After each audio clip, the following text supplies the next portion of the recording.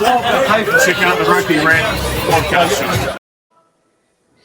Hey, there he is. Thank you very much, Mr. Barrett. I appreciate the introduction. This is the Rugby Rant. I am Rob the Hammer Hammerschmidt, and we have got a great panel today on what is the final episode of the 2026 Major League Rugby season. Again, I'm Rob Hammerschmidt, one of the co-founders of the Rugby Rant, and I'm joined by two great panelists. Let me introduce them now. I'm going to start first with the guy below me, and it is none other than the Saber Bro himself, Dan Henry. Dan, how the heck you doing? Thank you, Rob. Hammer, it is great to see you again. Great seeing you in Chicago, and truly an honor to be on your show this evening. Thank you very much. I appreciate it, man. For those that don't know, Dan is a member of what is called the MLR Ambassadors. We're an elite group of fans in our own minds, of course. But we have a group on a chat, and there's about a dozen of us. We try to have a group representing all the teams, either current or former. And there were a number of those people like yourself, Dan, that were in Chicago this weekend. Yeah. Ashley, of course, supported the Hounds, but was a Utah fan. Jordan was a Austin fan. So a number of people represented the various teams. So, Dan and his Dan showed up and showed out this whole weekend at every event. It was a blast. Yeah, 100%. We had a good time. It was great meeting him in real life, in spite of, having so many conversations in person. And then to my left, we've got a new guy, TFNG, as we used to call him, but a new guy, new blood. But this is a man whose reputation is starting to spread on Reddit, of all places. I don't know if that's the best place you want to start, but you know what the hell, you got to start someplace.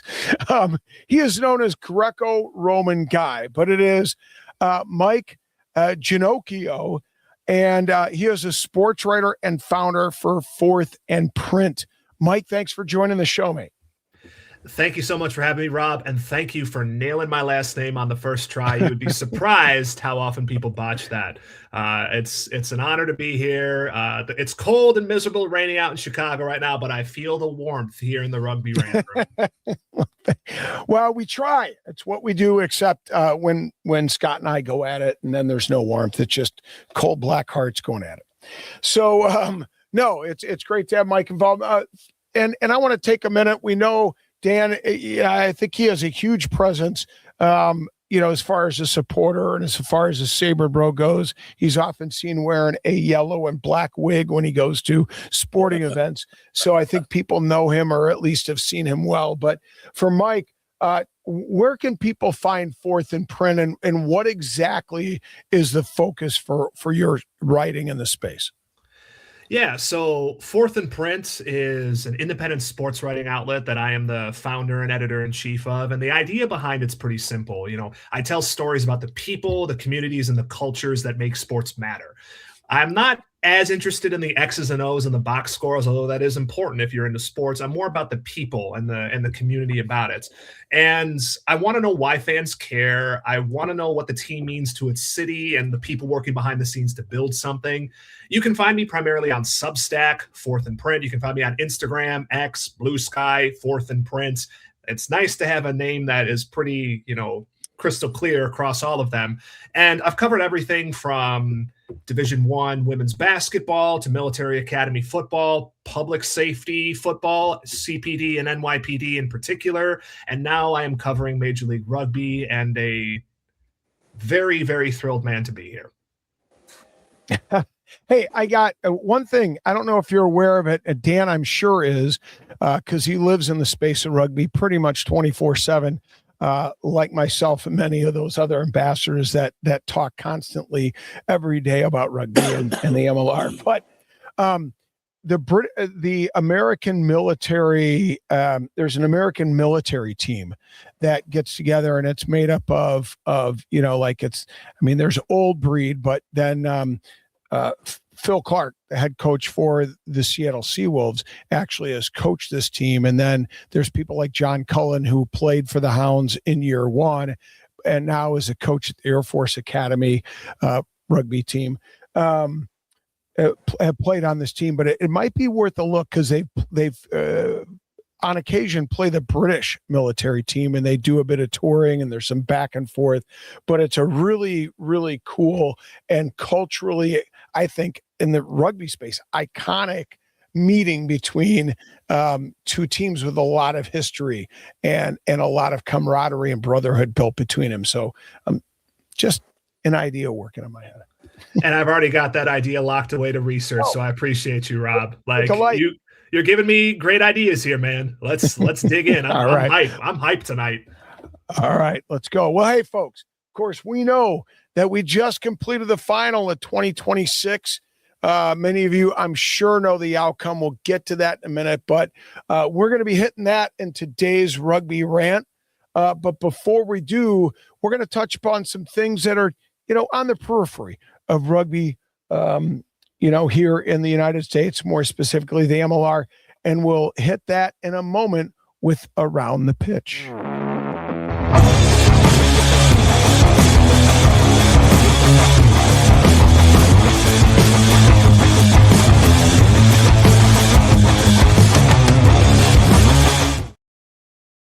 Boom. So, like I said, Dan lives in the rugby space. He's one of those guys that's constantly on the MLR Ambassadors group. And so I want to give him an opportunity to talk about an event he attended on Friday night here in Chicago at the Kaiser Tiger. It was a supporters council. So Dan, why don't you tell fans kind of your experience at that supporters council meeting? So it was truly an honor to be even invited to this. And I got to give a shout out to MLR to making this a priority.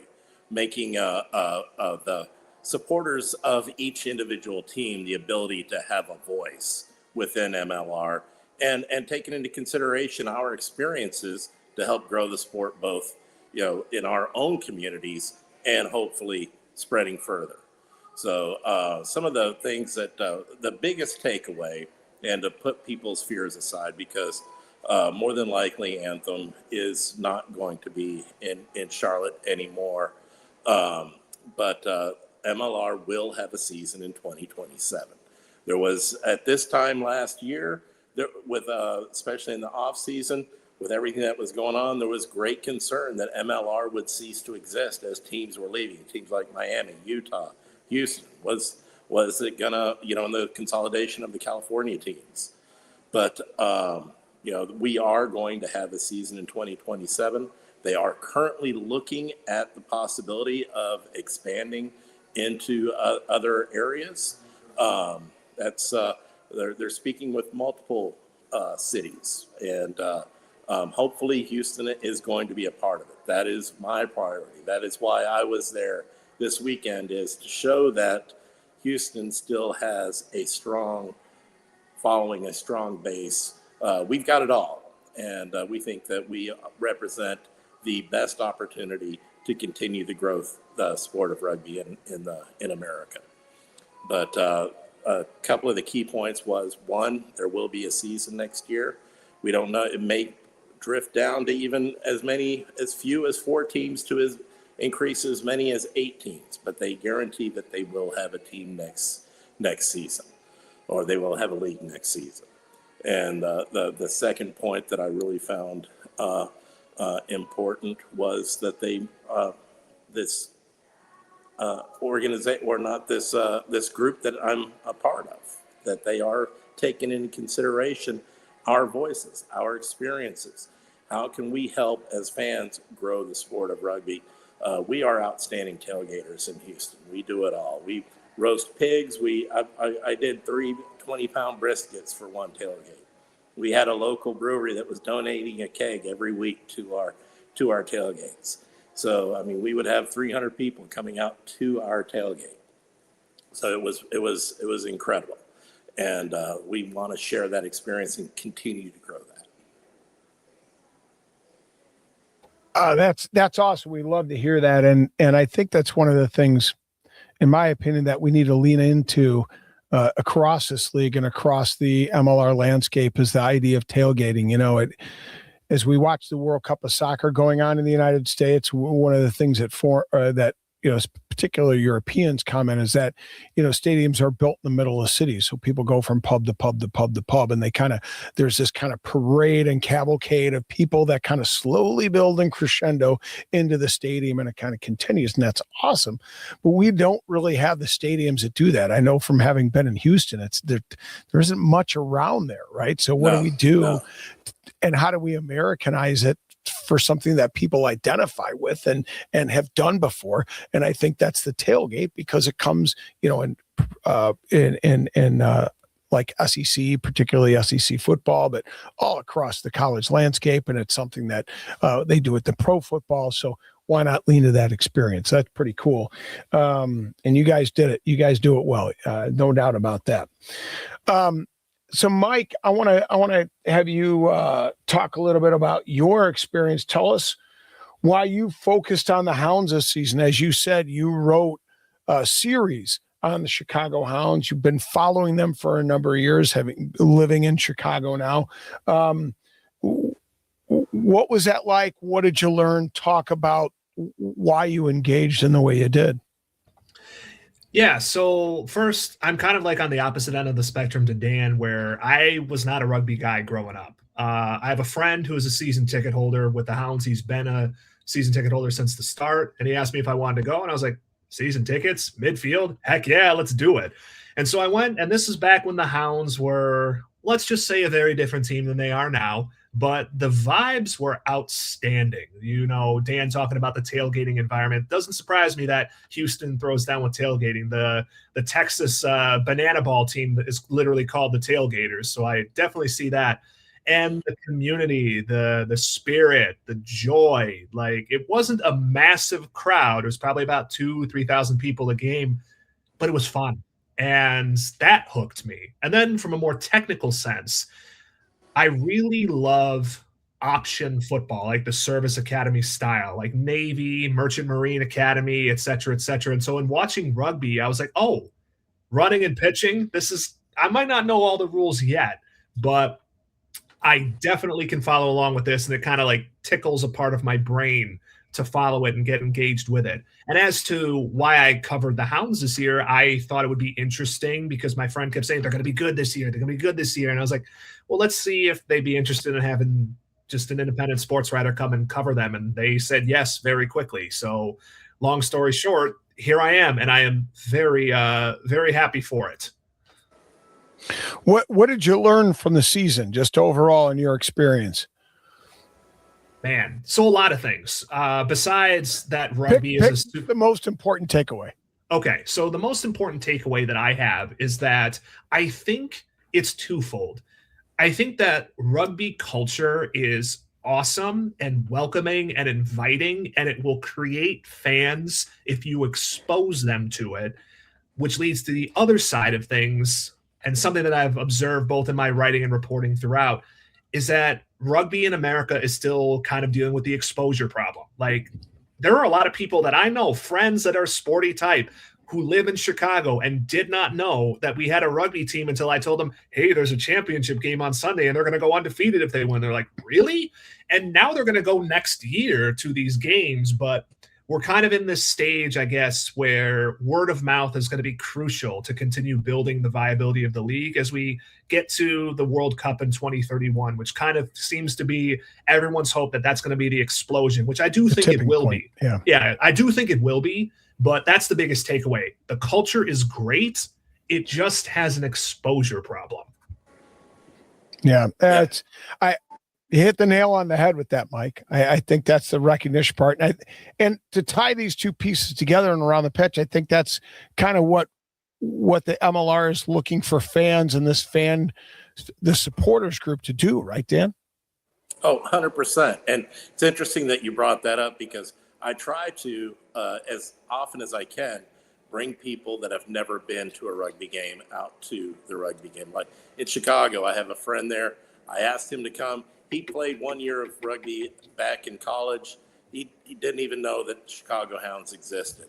And he came to the championship game and had a blast. He's, already told me he's getting season tickets next year.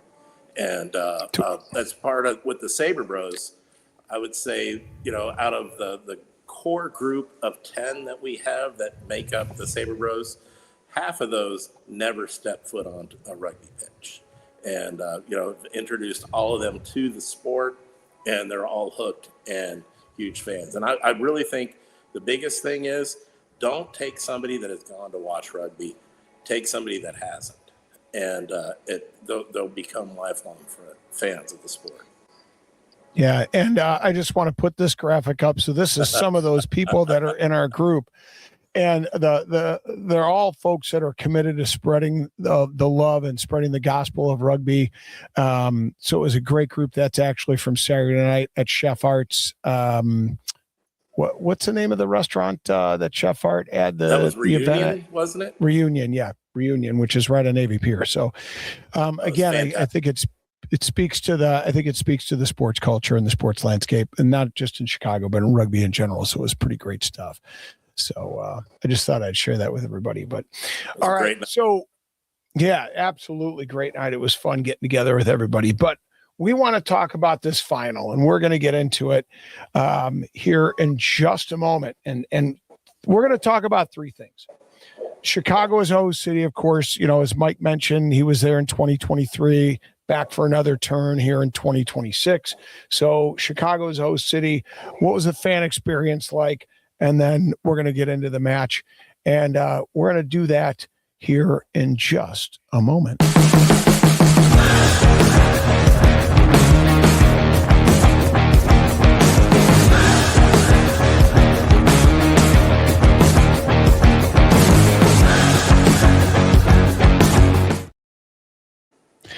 All right, before we get into it, and we will, I promise you, fans, two things. I'd like to, first of all, throw a big shout out to Tim Brown and the folks at Macron who have supported us over the last two seasons.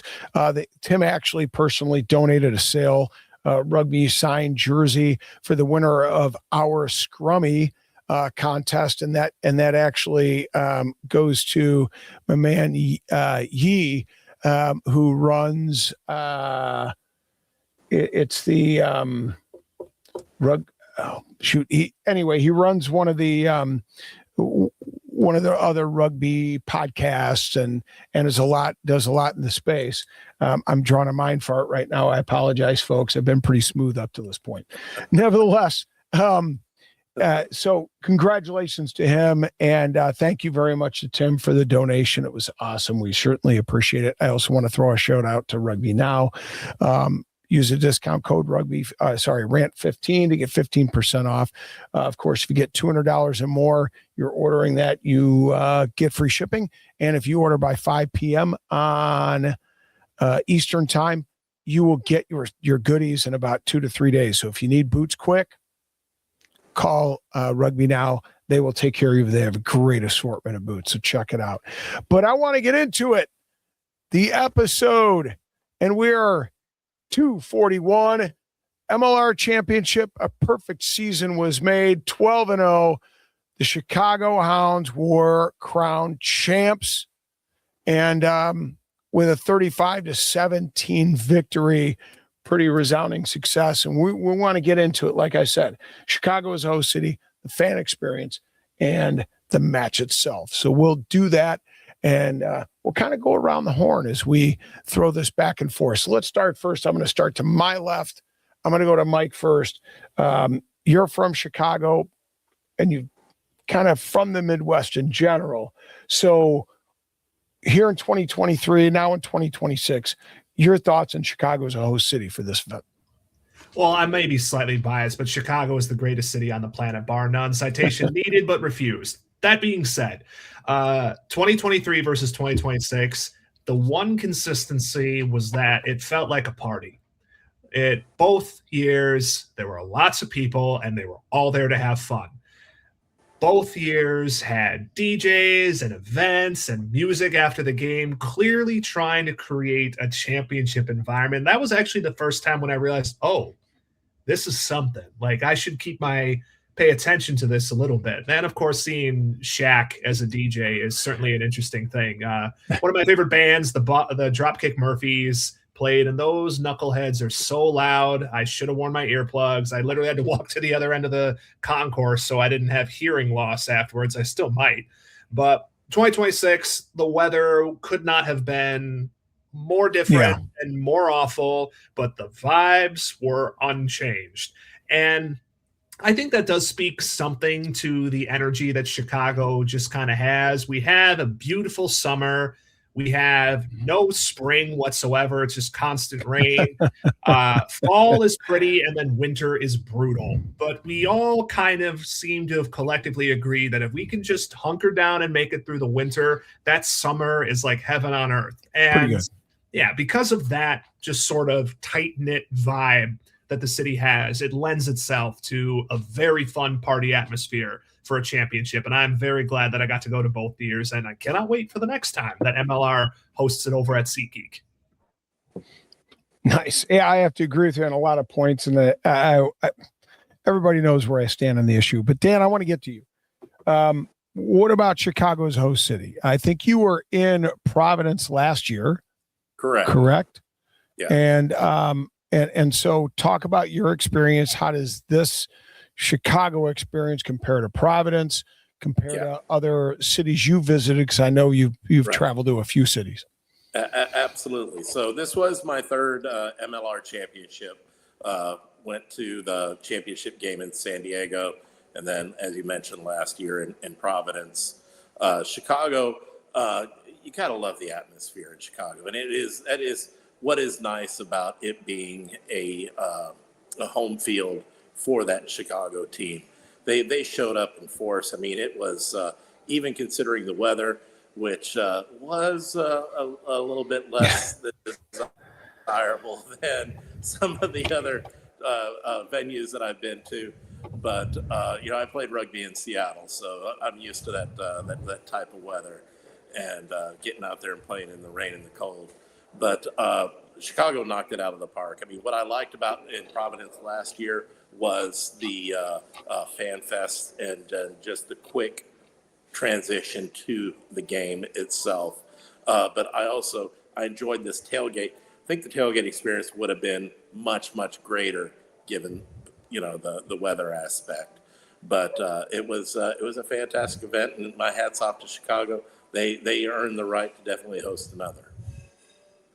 Nice. So I got to tell you, as horrible as the weather was on Sunday night, and I think both you guys can speak to this, it was the polar opposite the night before at the fan experience right down in the lakefront, right by Navy Pier. It was absolutely stunning. I didn't think about it, but let me see if I can get a graphic of that up here. Let me pull it up. There it is.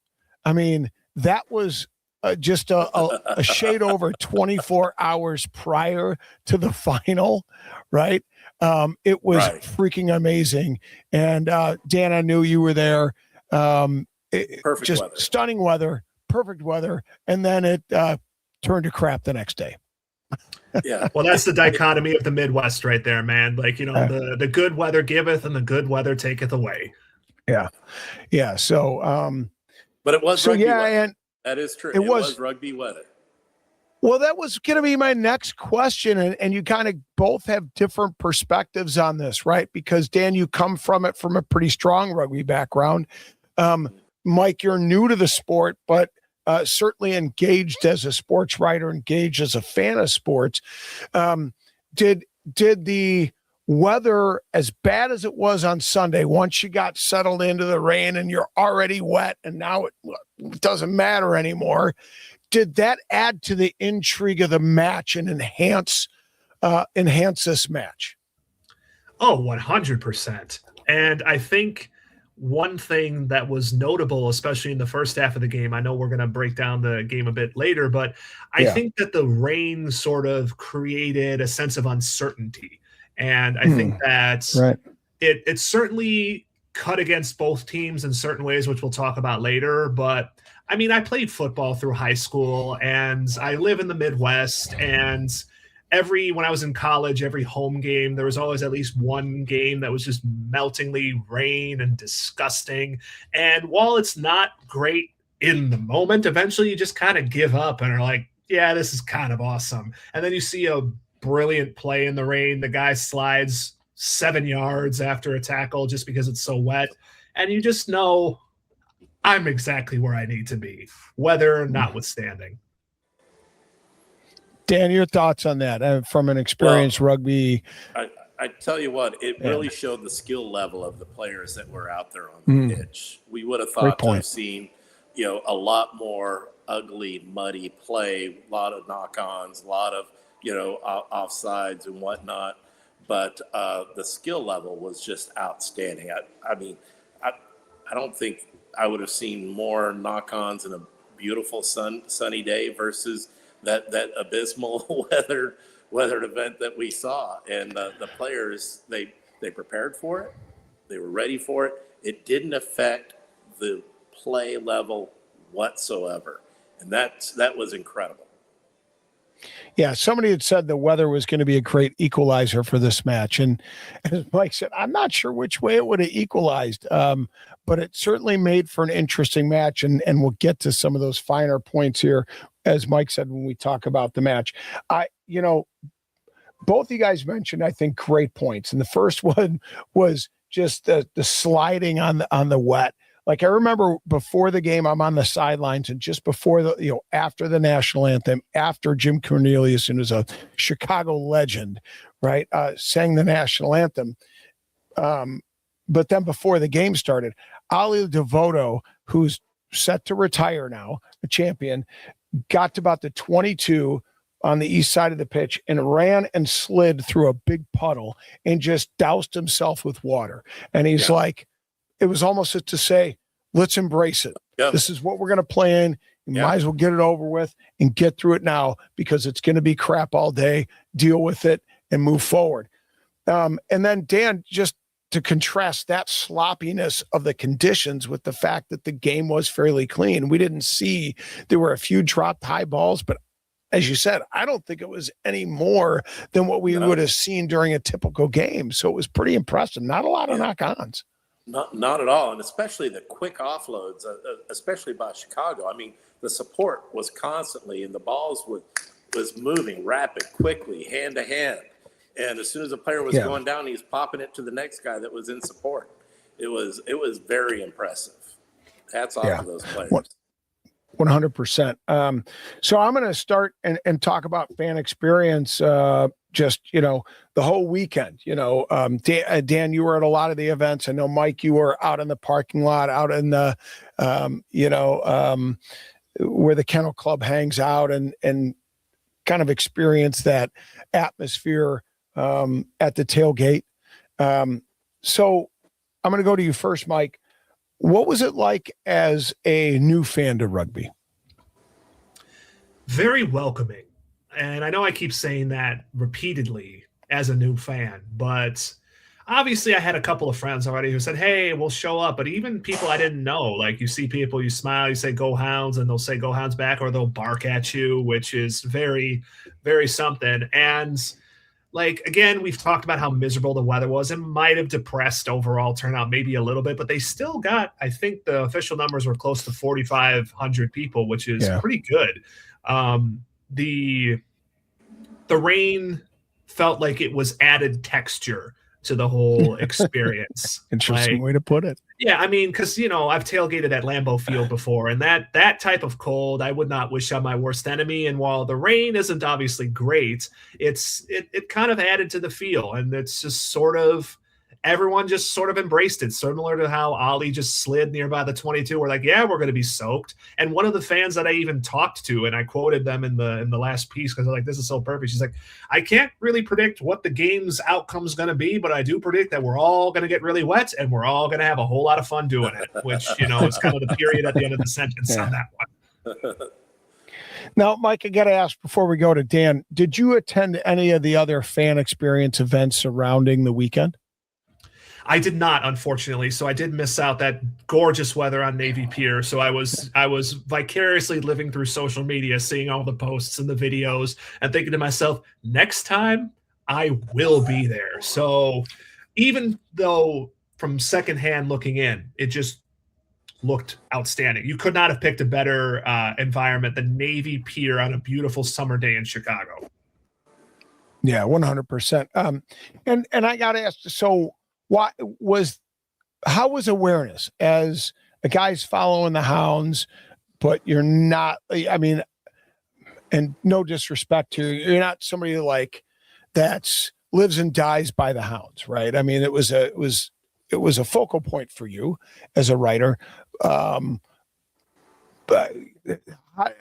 why didn't you attend the event, or was it awareness, lack of awareness? Was it your job that was getting in the way? Just trying to diagnose.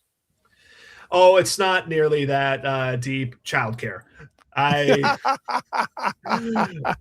And that's the thing, like writing is great. Hounds are outstanding. Family comes first. But, in the future, I'll just make sure to prep childcare a little bit further in advance. So it's all good. Yeah, no, that's funny. It's a good way to put it. Yeah. It's in like my house. Yeah. In my house, the Hounds rank pretty high. A lot of our life is built around a rugby, primarily because one of my kids that plays at a pretty high club level, or has played with several guys that were on the field on Sunday night. But so at any rate, Dan, what about you? You went to almost all the events, if not all of them. I did. What was your experience, and compare it to what you've experienced in the past? How did it stack up? So first off, want to give a huge shout out to the Chicago Hounds and the kennel. Their hospitality was second only to the Saber Bros, of course. But of course, of course. But no, they were just outstanding. Walking up to somebody's tent, just here, try this. It was everybody there in celebration and wanting to make sure that, if we're having a good time, you're having a good time. And it was a fantastic fan experience, and look forward to doing another tailgate in Chicago, and even more so hosting Chicago fans down in Houston when we have our next tailgate against Chicago. And, I'm sad that you guys will have to lose Nathan and Emmanuel, because, those guys are going to come back to Houston if we get another team. So, but they got to come back home. But as far as the Fan Fest, yes, the weather was fantastic, but Will hosted a great event. I mean, he's just first class when it goes to putting on events like this, and as really he's become the face for Major League Rugby through the Major League Rugby broadcast and whatnot. But the Saber Bros did defend our boat race championship that we had earned the year prior, and we took on Chicago in their home field and prevailed. So, shout out to myself and the other Saber Bros that were there. Yes, you guys were pretty solid for sure. And speaking of shout outs, I want to throw a shout out to Glenn and to Brad Brooks and Glenn Burr, who have been heavily involved in the Kennel Club. They do an amazing job working with the Chicago Hounds and working with the parking lot company, because it is a separate entity that is responsible for parking, and it has changed over. So getting the right experience to where, hey, we're gonna, and this is something to recognize. It's a challenge, but to get and allow us to park back to back with leaving that row open and going from the inside out. So allowing us to kind of organize in a way that, it builds from the middle out on either side of that parking lot. So you truly do have a tunnel for which fans can walk up and down freely and enjoy and engage in the revelry and the fun that is a tailgate. So big shout out to those guys, and a big shout out to the Hounds that help facilitate the process. It makes for a great experience. Absolutely. No, there was some fantastic. Oh, go ahead.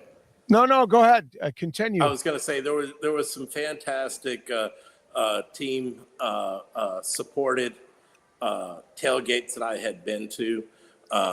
New Orleans had outstanding tailgate structure, as even San Diego, but for it was for Chicago was quite excellent.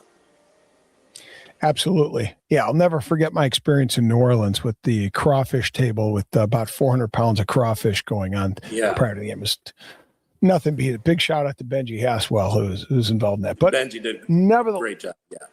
Yeah. Nevertheless, let's get into the game. Let's talk nuts and bolts of the game. Here's your opportunity. So I'm going to shoot it to Dan. You start us first. Talk about the game in itself.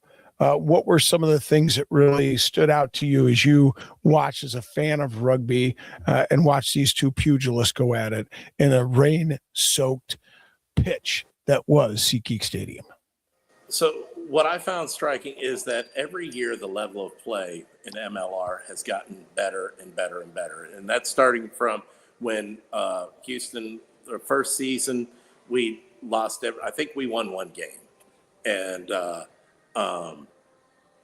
level of play was good. I would say it was better than most Division I rugby, of course. Right. But now it's tenfold better. As I mentioned earlier, Chicago's quick ball handling, even in those conditions where they're having the ability to pass off the ball quickly, the support was there. At the breakdowns, at restarting, quick moving the ball, it was impressive. Going from side to side, both Chicago and with California. That's what my biggest takeaway was the speed of the game in those conditions, and then the quality of ball handling in those conditions. 100%. Speaking of which, just before I turn it over to Mike, you talk about better rugby. I mean, something I think, and people who are steeped in the MLR know this, but for those that are not, I mean, here's an idea. They talked about it in the broadcast. Ben Holden, a friend of mine, talked about it. Cody Milne, the fly half for California Legion, I think he was the highest point scorer in the league with something like 128 points or something like that, which is pretty impressive. He is going back to New Zealand in the offseason to play in the Mitre 10. So that gives everybody an idea of the level at which these guys are operating compared to another competition around the world. So it's just a kind of comparison because people always ask that. Mike, what did you notice about the game? What were some of your kind of takeaways from the game? Well, a couple of things. The first of which, it was really fascinating because I had last watched the Hounds consistently back in 2023, and they were kind of, no disrespect to them, they were kind of the welcome mat for a lot of teams. Like they were playing hard, but they just didn't have the physicality that some of the other teams that they played had, whereas both their home opener against the Legion, the semifinal demolition of Old Glory, and then the final, they were tough. And that impressed me. Like Dan said, they were really clean. There wasn't a lot of gross attention-killing sloppiness moments. There were just, and I mentioned this earlier, I think the weather was an equalizer for both teams in a very particular way. I think that early on in the game, the weather, especially out to the edges, Chicago seemed to be a little bit hesitant to get the ball to the outside, so they just tried to muscle it up the middle. And even if you're a soft team, eventually you're going to realize, if they're only going to go up the middle, we're just going to hit them back in the middle, and their offense kind of stalled a little bit, at least in comparison to the semi. And for the Legion, I think they had a lot of chances to score that sort of got snatched away from them because the weather was so unpredictable. There were a few moments where the ball hits the turf and then it just sort of squibbles away in a way that Chicago might not have expected. There's that one run towards the end of the first half that was almost a try.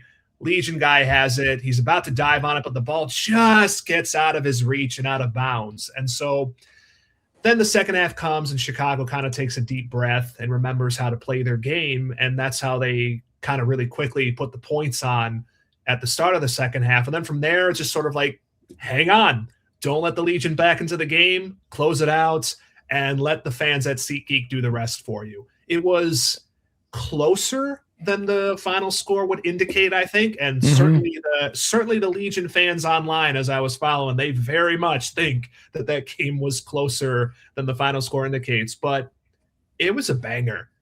When it comes right down to it, that that final was a banger, and I think it was an excellent encapsulation of just what made Chicago so great this year. 100%. You've mentioned that, Mike. I think you hit kind of a tipping point moment in that second half, that little dribble down into the try zone that just got away from Birchernew. Had that, the game of inches. They talk about the football as a game of inches, American football. And there was just a couple of inches there. If Birchernew is able to tap it down, it really changes the dynamic of the game, because at that point it could have been, 17-8, 17-10.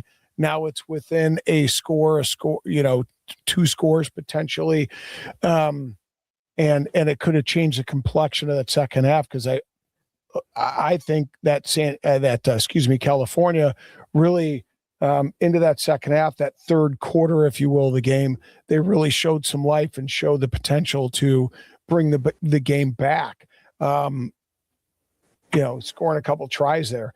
Kind of go around, like, what were the difference makers? What were some things in this game that really distinguished these two teams and put Chicago over the top? I'm going to start with you, Mike. At the risk of sounding a little cheesy, just pure blunt force trauma. Like the early tries from Theo and Mason really setting a tone. It's very difficult to play from behind in any sport and in any championship game. And then when you add the weather into the mix, so the Legion were kind of on their heels right from the beginning, and credit to them. They did not put the quit in the Legion when they made that team. So they never stopped fighting and they never stopped scrapping, but that really sort of set the tone.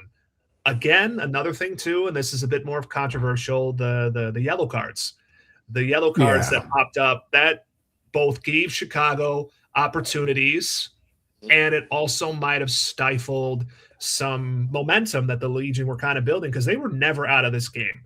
They were never out. And then I would say the last big thing that I noticed is that both teams made adjustments.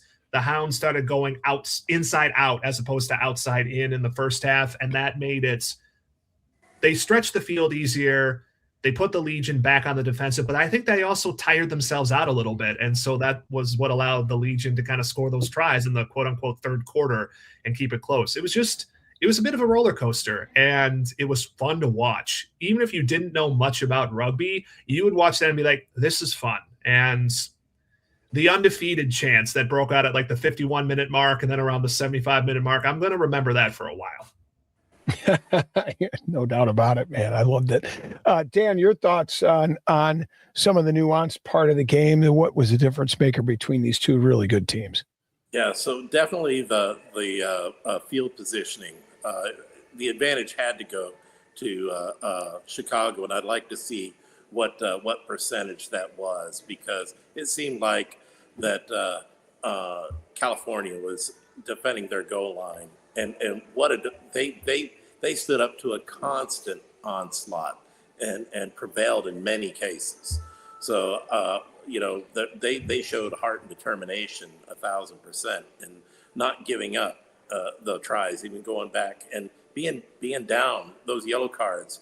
That was another big part, like Mike said, where you're playing short and still able to defend. And I think that.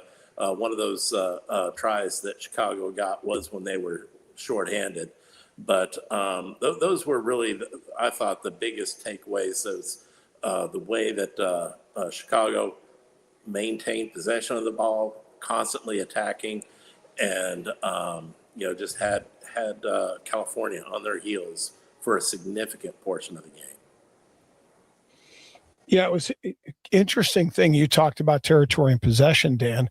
And the possession, 54% to California, but the script was flipped when it came to actual territory. With territory, it was 54% to Chicago. So it's interesting you touched upon those two pieces. I think for me it was because of the weather, and Mike, you mentioned it, because of the weather, it's awfully difficult to play from behind, because you're almost like playing another man, right? And what was imperative to me and stood out early on in those first 20 to 25 minutes is the Hounds capitalized on some early errors by the Legion.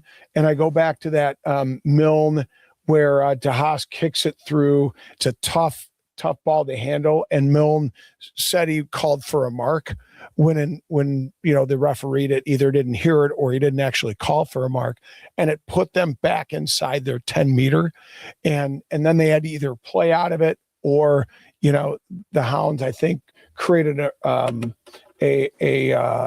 was a clean out on Rumble. They got a crock roll, and then Kofi held on to Abel's ankle, and that was the platform for one of the Hounds' tries. And then a handling error at the 32-minute by California. The pressure by Chicago leads to a second yellow, and then Chicago's able to use that as a platform for their attack and thwart any momentum that the Legion had. And then, Mike, you mentioned penalties. 11 penalties by Chicago. They've been really clean all season, on an average of 9 penalties per game, to 15 penalties, and then you add on the yellows, and it really made it difficult for the Legion to play against that. As a matter of fact, I remember standing in the tunnel, like back deep into the tunnel when we first went in half. I was looking to get some footage, and Bertrano was incensed, and I could tell he was incensed at the officials. He really felt like Klusniak wasn't calling things as he should, but I'm not going to get into whether that's so or not so. It was just an interesting response. Let's talk about this. Do you think it would have been any different had we seen perfect conditions, pristine weather? I don't think so. I don't think it would have. The way the teams played, I really think that they overcame any adversity that the weather presented, and I doubt the outcome would have been any different. I'm going to agree to a point. I do think that Chicago ends up pulling it out because they're just simply that solid of a team. And of course, they've got the power of destiny and undefeated magic behind them and all that. But I do think that if it was perfect conditions, the Legion plays them closer. I think that the score is tighter, and the folks in SeatGeek start reaching for their heart medication around the 65-minute mark. But I do think ultimately Chicago was that team, and the Legion are a great team. Old Glory are a good team and gave them a good fight in the semi, but Chicago was Chicago. And I talked to a couple of players and Coach Latham after the game, and they all just kept saying it's the Chicago way. 100%. All right. So closing out this episode, it's been a lot of fun to talk to you guys, to get, the differing perspectives just from your backgrounds and experiences with rugby and sport in general. But I got to ask this question. It's been milling around in my mind, and I don't know quite how I would answer it, but I'm going to put you guys on their heels and ask you to answer it on the spot. So here we go. And you can't beg out. You got to answer the question. We have just seen two very different results in the MLR over the last four seasons. We've seen a 3-time champion, a three-peat, which rarely happens in sport, as you know, Mike. We talk about the vaunted, Chicago Bulls, right? We talk about there's some other, the New England Patriots, certainly some amazing results.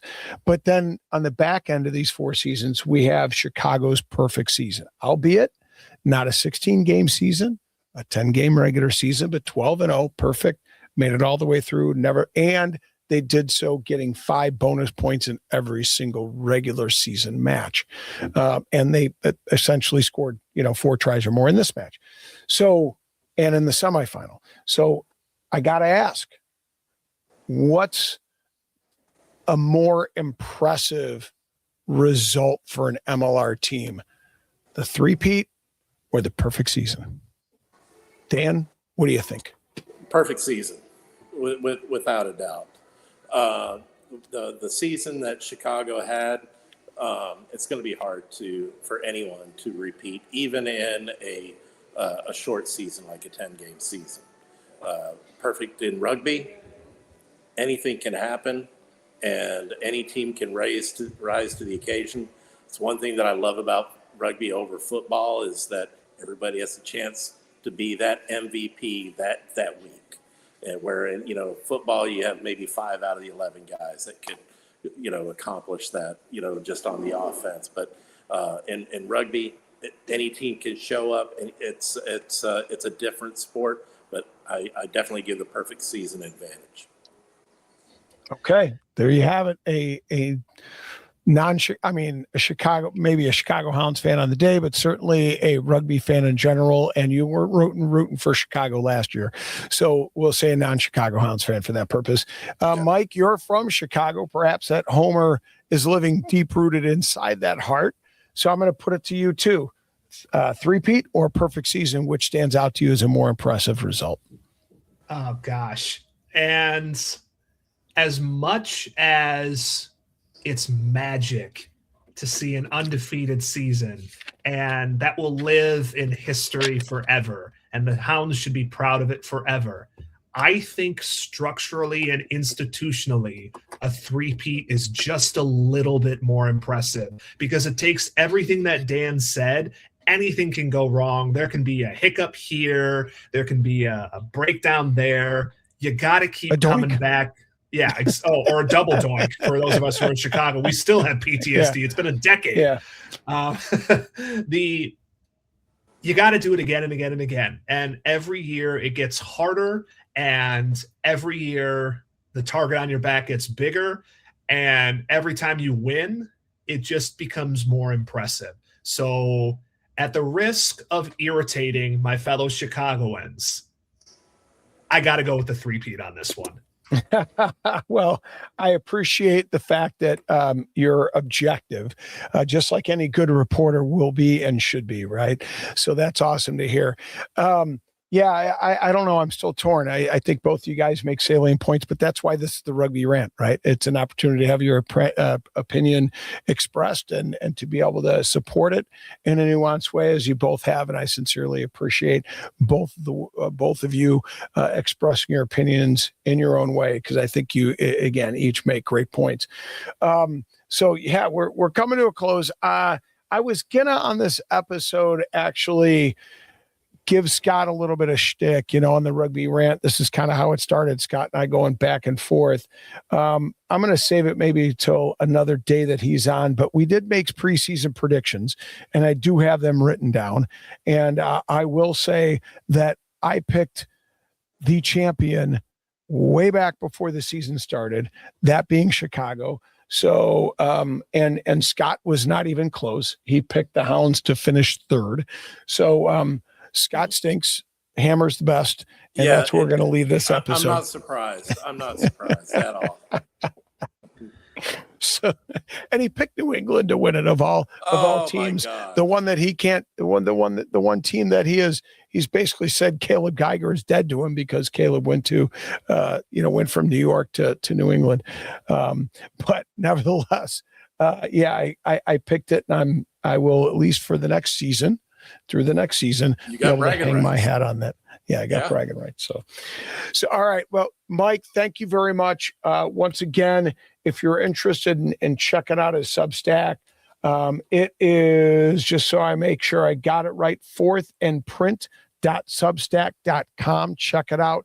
He's got a great series on the Chicago Hounds. So now that everybody's lived it and seen it, they can go back and read about it and kind of get his take and some thoughts. Check it out. It sounds like he's got more planned for the rugby space, which is super awesome. And then thanks again, Dan. Your support of rugby, your support of particularly of Houston rugby is second to none. We appreciate your conviction. Thank you. The fact that you don't have a dog in the fight, yet you still go to the finals and make that financial and personal commitment to be present in this space speaks volumes to your commitment to the game and your love of the sport and your love to the sports culture that is and is rugby. So, man, it was great getting to see you. It was great getting to hang out with you. We shared some great laughs amongst other things, and we'll have to definitely do it again. Yes, definitely. Thank you, Hammer. Cheers. And folks, again, we're all looking to grow the game, grow rugby one fan at a time. So check out Mike's Substack, Fourth and Print. Awesome stuff. Great literary prose. And of course, follow and check Dan out. He's always got the Saber Bros plugged in, plugged out somewhere. So it's good to see. And if you're down in Houston and there's a college event down there, CRAA event as they sometimes offer in this winter or the spring, yeah, check it out. I'm sure the Saber Bros will have a presence. So with that, I'm the Hammer. This is the Rugby Rant, and we'll see everybody at the next.